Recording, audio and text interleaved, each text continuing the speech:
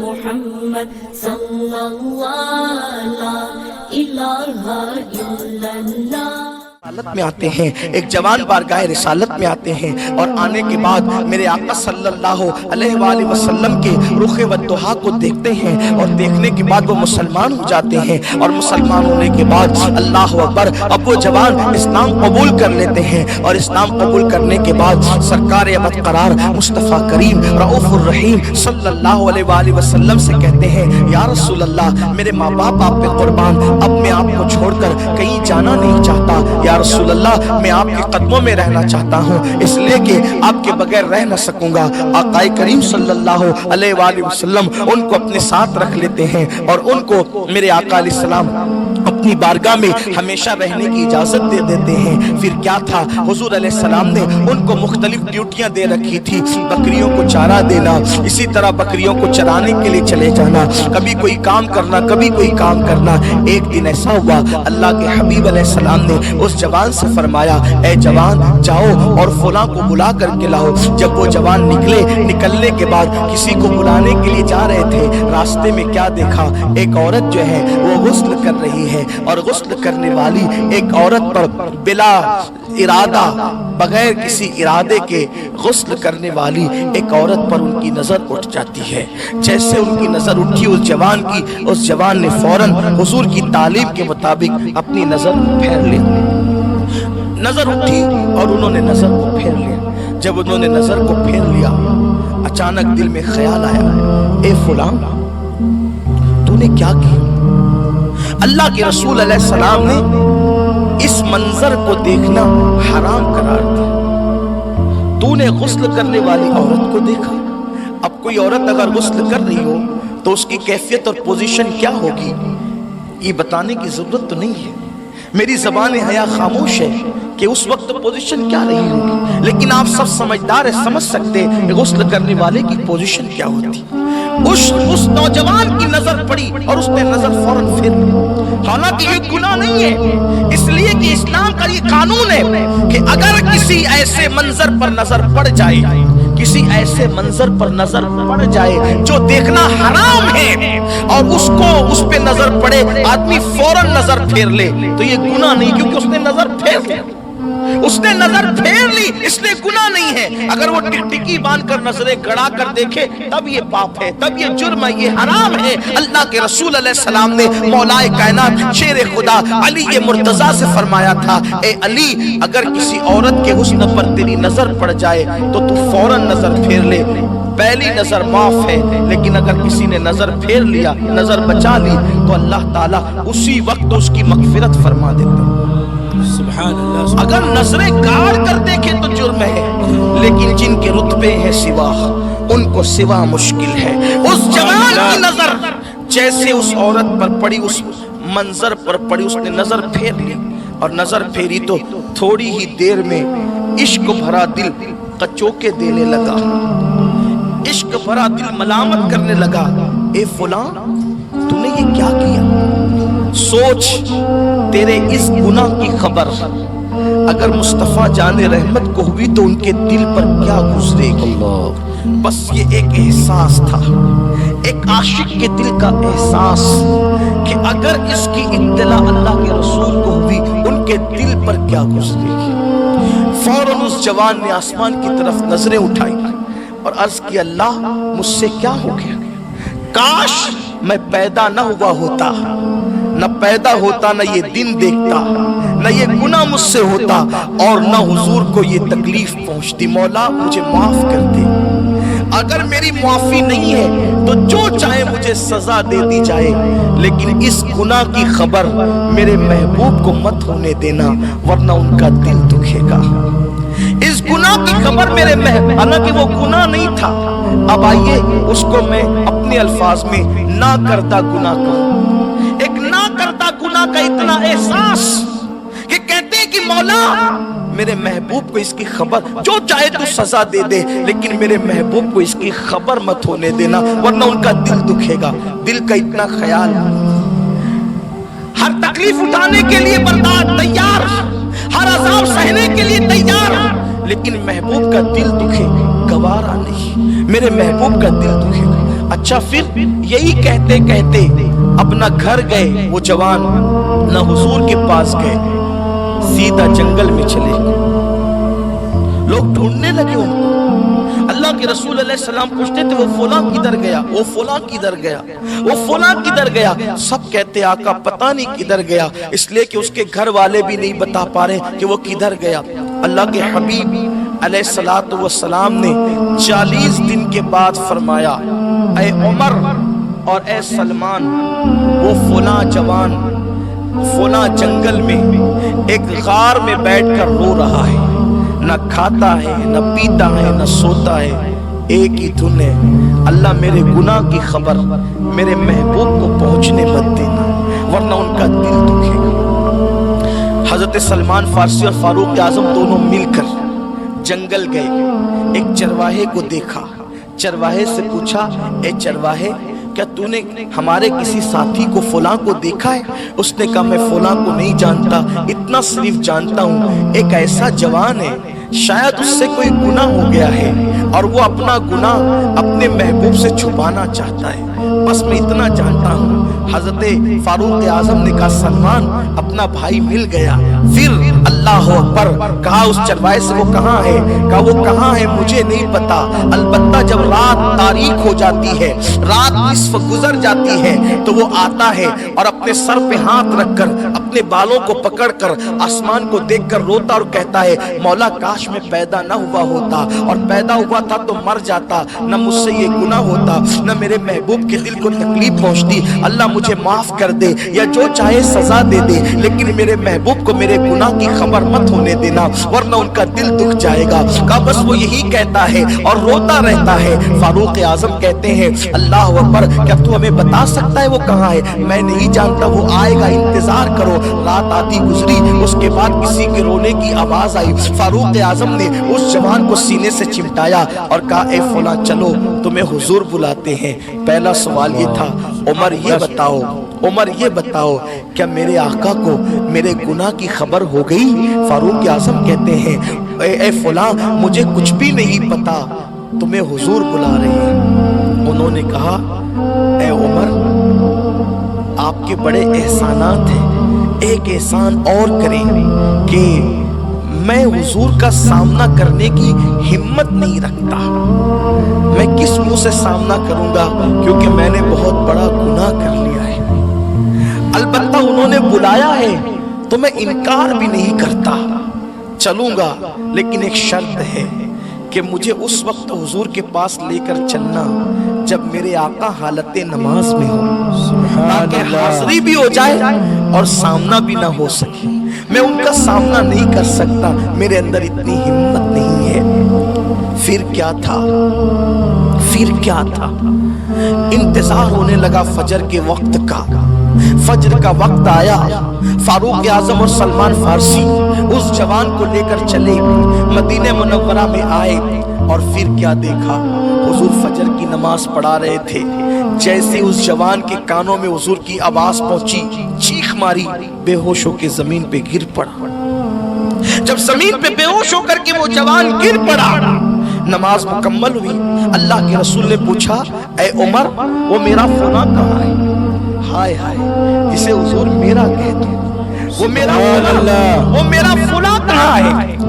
वो मेरा फला कहाँ है? अस्की आका वो बेहोश पड़ा है, वो बेहोश पड़ा है। अल्लाह के रसूल गए, हाथ पकड़ा, होश में आया वो जवान। सरकार ने पूछा क्या हाल है? अस्की आका मेरा हाल बुरा है। फिर सरकार मेरे गुनाह की आपको खबर तो नहीं होगी? मेरे गुनाह की आपको खबर तो नहीं होगी? वो करीम आका आज जो ऐब किसी पर नहीं खुलने देते, आज जो ऐब किसी पर नहीं खुलने देते, कब वो चाहेंगे मेरी हश्र में रुसवाई हो। अर्ज़ की आका आपको मेरे गुनाह की खबर तो नहीं हो गई? सरकार ने फरमाया ऐ जवान तेरा क्या हाल है? अर्ज़ की आका ऐसा बड़ा गुनाह हो गया कि अब मेरे जिस्म में खून नहीं, ऐसा लगता है कि मेरे जिस्म के अंदर चोटियां चलती है। सरकार आपका दिल दुखा होगा, मेरे गुनाह की आपको खबर तो नहीं होगी? करीम आका ने उसका हाथ पकड़कर कहा ऐ जवान کیا میں تجھے قرآن کی ایک ایسی آیت نہ بتاؤں؟ کیا میں تجھے قرآن کی ایک ایسی آیت نہ بتاؤں کہ اگر کوئی یہ آیت پڑھ لے تو اللہ اس کے سارے گناہ معاف کر دیتا ہے؟ پڑھو وہ آیت میں تمہیں بتاتا ہوں۔ ان سے آقا نے کہا کہو ربنا آتنا فی الدنیا حسنا وفی الآخرت حسنا وقنا عذاب النار۔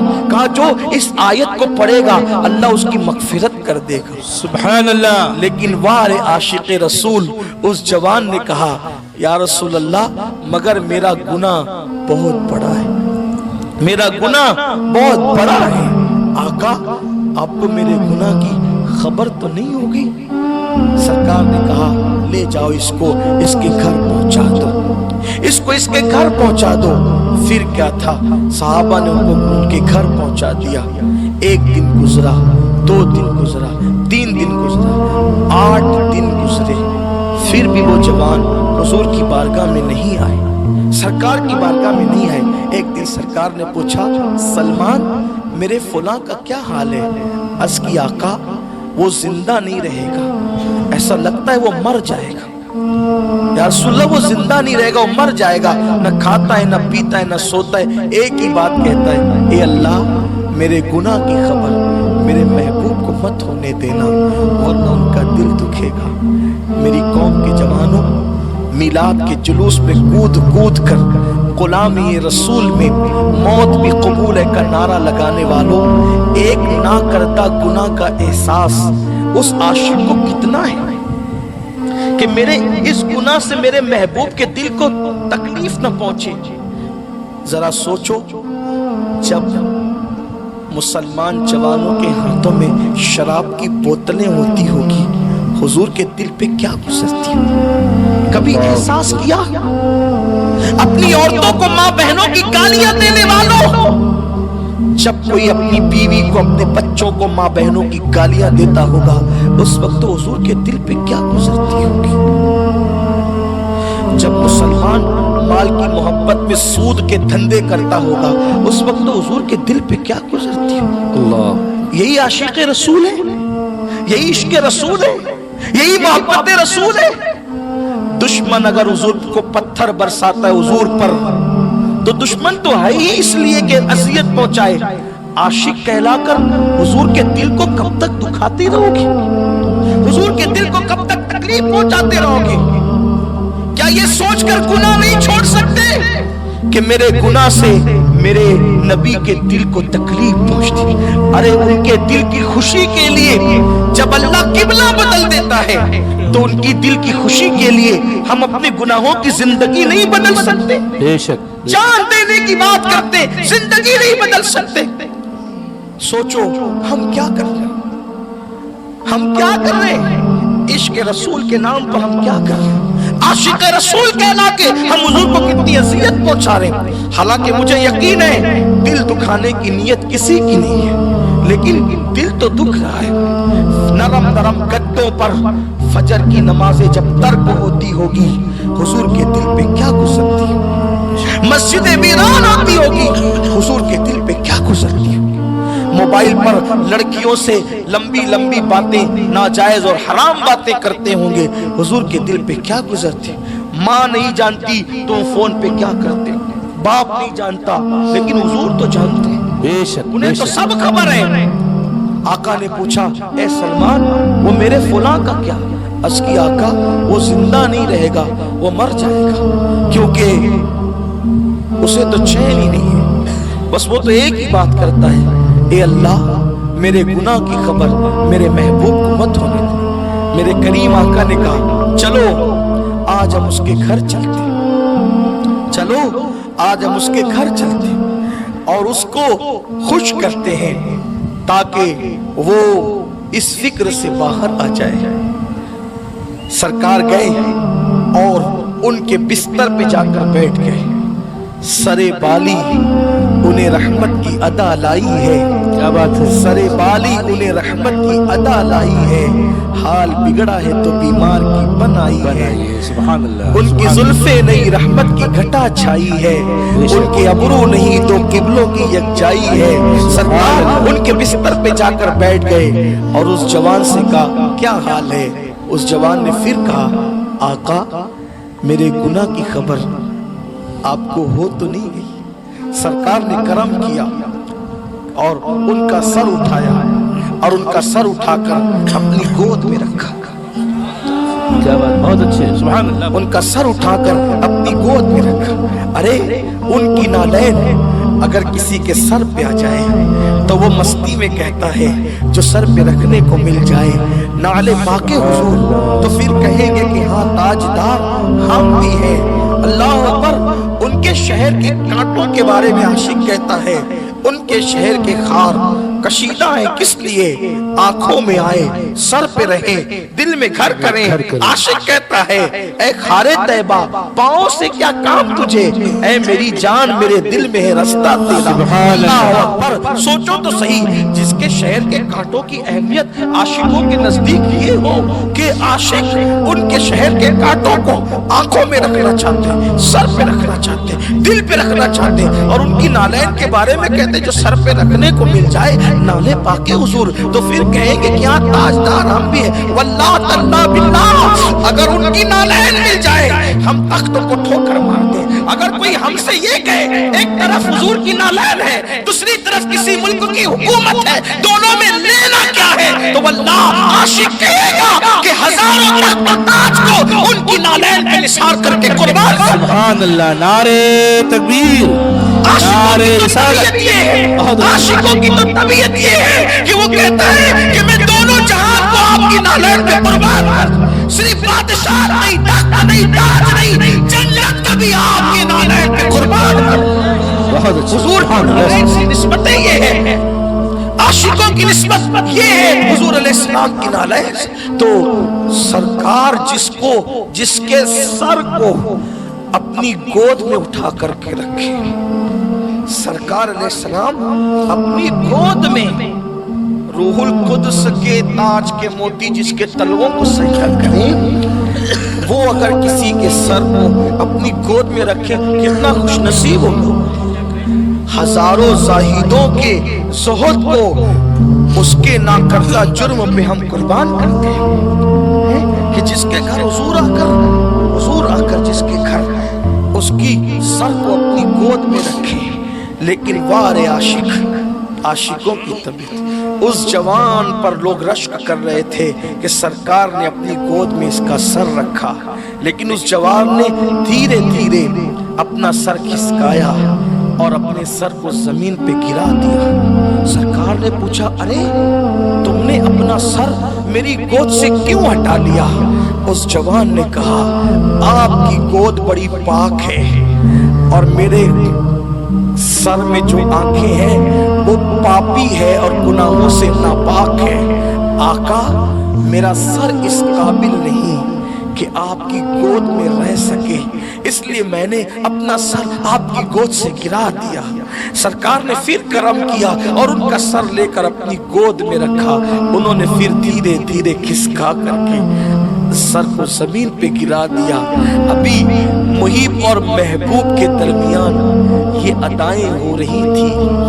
حضرت نے اس منظر کو دیکھا اور جبریل سے کہا جبریل جاؤ اور جا کر کے میرے محبوب سے کہہ دو کہ ایک ناکردہ جرم پر آپ کے دل کا خیال کرتے ہوئے یہ اتنا رویا ہے اتنا نادم ہوا ہے کہ ہمیں اس پہ پیار آیا اور ہم اعلان کرتے ہیں کہ یہ ایک گناہ نہیں بلکہ سارے اولین اور آخرین کے گناہوں کے برابر بھی یہ گناہ لے کر آئے تو بھی ہم اس کی مغفرت کرتے ہیں. سبحان اللہ سبحان اللہ. آپ کی خاطر رو رہا ہے آپ کے دل کا اس کو اتنا احساس ہے اگر یہ پوری کائنات کے برابر جرائم لے کر آئے پوری کائنات کے برابر گناہ لے کر آئے تو بھی ہم اس کی مغفرت کر دیں گے. جیسے حضور پہ وحی کے آثار ظاہر ہوئے سرکار نے فرمایا اے میرے صحابہ دیکھا اللہ نے اس کے بارے میں کیا کہا. صحابہ نے کہا حضور کیا کہا.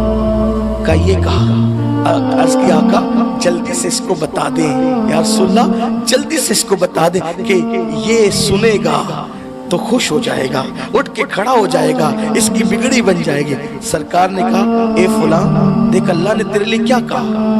انہوں نے پوری طاقت اکٹھا کر کئی دن بیتے تھے نہ کھائے تھے نہ پیے تھے نہ سوئے، پوری طاقت اکٹھا کر لی، اٹھ کے بیٹھ گئے۔ کہ اللہ کہتا ہے کہ تو ایک ناکردہ جرم پر اتنا شرمندہ اور نادم ہوا کہ اللہ کہتا ہے کہ اگر تو پوری کائنات کے برابر بھی گناہ لے کر آئے تو بھی اللہ تیری مغفرت کر دے گا۔ انہوں نے ایک چیخ مار کے کہا میں نے کیا کیا اور یار نے کیا کیا، اور چیخ مار کے زمین پہ گر پڑے۔ لوگوں نے ان کو اٹھانا چاہا، سرکار نے فرمایا اس کو چھوڑ دو، ایک ناکردہ گناہ نے اس کی جان لے لی، اس کو چھوڑ دو، چھوڑ دو اس کو، ایک ناکردہ گناہ نے اس کی جان لے لی، ایک ناکردہ گناہ نے اس کی جان لے لی ہے۔ ہزاروں گناہ کر کے حضور کے دل کو اذیت پہنچا کے عاشق رسول کہلانے والوں سوچو تو صحیح، ایک ناکردہ گناہ کے احساس نے اس جوان کی جان لے لی ہے۔ سرکار نے فرمایا اسے غسل دو، کفن پہناؤ، میں خود اس کے جنازے میں شرکت کروں گا، میں خود اس کے جنازے میں آؤں گا۔ اللہ اکبر، صحابہ نے غسل دیا، کفن پہنایا۔ جب جنازہ عاشق کا اٹھا تو نبیوں کا امام، سبحان اللہ، نبیوں کا امام اس جنازے میں پیچھے پیچھے چلنے لگا، لیکن لوگوں نے توجہ کی تو کیا دیکھا، اللہ کے رسول جب جنازے میں چل رہے تھے تو پیر رکھ کر نہیں بلکہ انگلیاں رکھ کر چل رہے تھے۔ سرکار انگلیاں رکھ کر، صحابہ نے اس کی آقا ہمارے ماں باپ آپ پر قربان، آپ انگلیاں رکھ کر چل رہے، اس سے پہلے ہم نے آپ کو ایسے نہیں دیکھا۔ سرکار نے فرمایا تمہیں کیا خبر، تمہیں کیا پتا، جو میں دیکھتا ہوں وہ تم نہیں دیکھتے، جو میں سنتا ہوں تم نہیں سنتے۔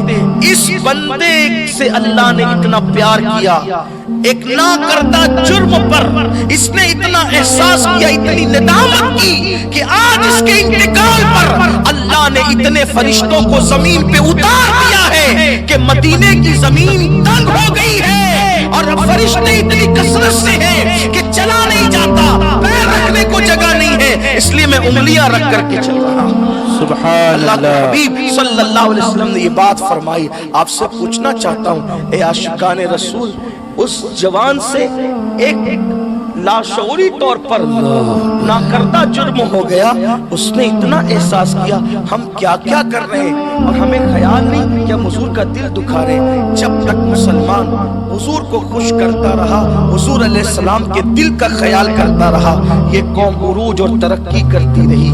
جب سے مسلمان نے حضور کے دل کا خیال کرنا چھوڑ دیا، مولانا سب چلتا ہے، مولانا سب چلتا ہے، مولانا سب چلتا ہے، آپ کہتے ہیں سب چلتا ہے، جو چاہو کر لو، پھر یہی حالات ہوں گے جس کو آپ ہم دیکھ رہے ہیں۔ اگر حضور کے دل کا خیال کریں، دیکھو کوئی کہتا ہے خوش رہنے کا طریقہ یہ، خوش رہنے کا طریقہ یہ، میں کہتا ہوں سب چھوڑو، حضور کو خوش کرو، اللہ تمہیں ہر خوشی نصیب فرمائے۔ سبحان ایک دن اللہ، میں نے سوچا، میں سرکار غریب نواز کے قدموں میں بیٹھا تو میں نے سوچا یہ ولیوں کے بارے میں قرآن نے یہ کیوں کہا لا خوف علیہم ولا هم یحزنون، کہ ان کو غم بھی نہیں ہے اور خوف بھی نہیں ہے۔ کہا حکمتیں تو بہت سی ہے، اللہ جانے، اللہ کا رسول جانے، لیکن مجھے جو سمجھ میں آئی وہ یہ ہے کہ اولیاء اللہ حضور کو خوش کرتے ہیں، اس لیے اللہ نے ان کو ہر غم سے محفوظ فرما لیا۔ اب اگر آپ بھی خوش ہونا چاہتے ہیں، خوش رہنا چاہتے ہیں، دنیا میں، قبر میں، حشر میں حضور کو خوش کرتے جاؤ، اللہ ہر خوشی تمہیں عطا فرمائے گا، دنیا کی بھی، قبر کی بھی، حشر کی بھی انشاءاللہ۔ ارے قبر میں جاؤ گے تو ایسے خوشی خوشی جاؤ گے کہ کہو گے کہ نکیرین کرتے ہیں تعظیم میری، فدا ہو کہ تجھ پہ یہ عزت ملی ہے۔ بس مجھے آج ایک ہی بات کہنا ہے، حضور کی تعظیم صرف یہ نہیں کہ انگوٹھے چومو اور کھڑے ہو کے سلام پڑھو، بلکہ حضور کی تعظیم کا تقاضا یہ بھی ہے کہ کوئی ایسا کام مت کرو جس سے حضور کے دل کو تکلیف پہنچے، اور ہر سیکنڈ اٹینشن رہو یہ سوچ کر حضور دیکھ رہے ہیں، حضور जो लोग हुजूर को मर के मिट्टी में मिल जाने वाला कहते हैं, उनसे तो कोई तकरीर ही मैंने नहीं करना, बेशक मैंने तो उनसे कोई तकरीर ही नहीं करना, वो इस काबिल ही नहीं कि मैं उनसे तकरीर करूं, गुफ्तगू करूं। मेरी तकरीर तो उन आशिकों से है जो नबी को अपनी जानों से ज्यादा करीब मानते हैं। अब नबी तुम्हारी और हमारी जानों से ज्यादा करीब है, तो कोई गुनाह करने से पहले बस इतना सोच लेना, कोई रहे या न रहे, इतना सोच लेना कि मैं ये काम कर रहा हूं, हुजूर देख रहे हैं। और होगा क्या, अगर ये काम हुजूर देख रहे हैं और यकीनन देख रहे हैं, उनका दिल दुखेगा। अब बताओ, माँ का जो दिल दुखाए वो दुनिया में जलील हुए बगैर नहीं मरता, तो जो हुजूर का दिल दुखाए उसका अंजाम क्या होगा। बस ये आपकी अदालत में फैसला छोड़कर जा रहा हूँ कि अब तुम हुजूर से कितना प्यार करते हो, इसका इम्तिहान उस वक्त होगा कि तुम हुजूर के दिल का कितना ख्याल